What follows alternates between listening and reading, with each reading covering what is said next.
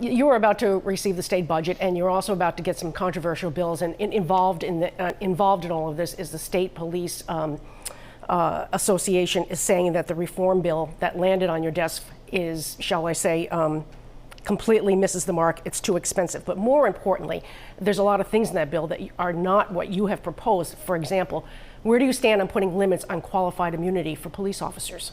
Well, since you brought up the state police, I do want to start by saying that one of the things that's in that bill that I'm very excited about and grateful for is the state police reform legislation that we filed back in January.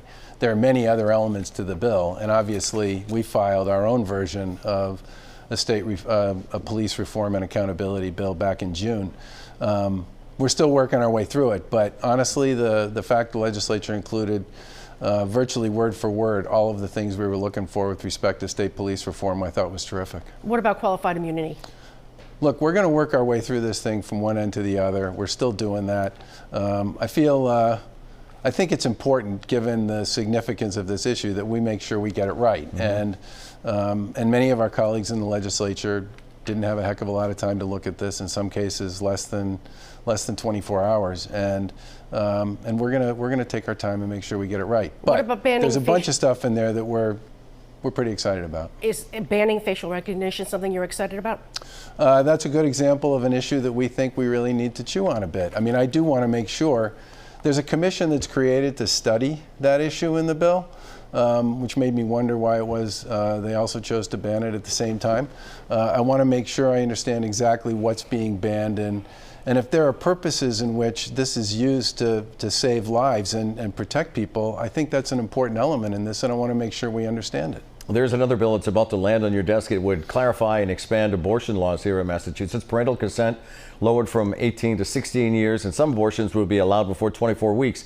Is this the best way and the right time to make these changes?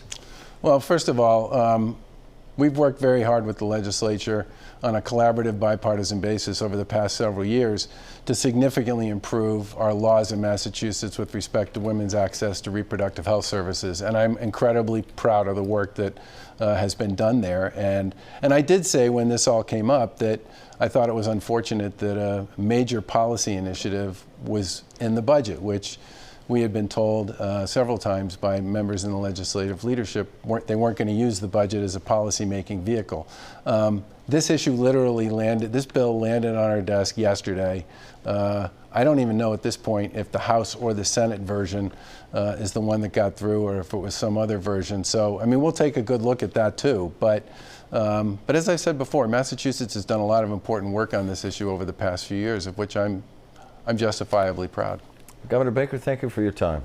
Always thank you for your time, but in the middle of a pandemic, no pop thank quiz? you for your time. Next time, we promise. Next time you visit, we promise. Woo, he misses the pop quiz. Noted.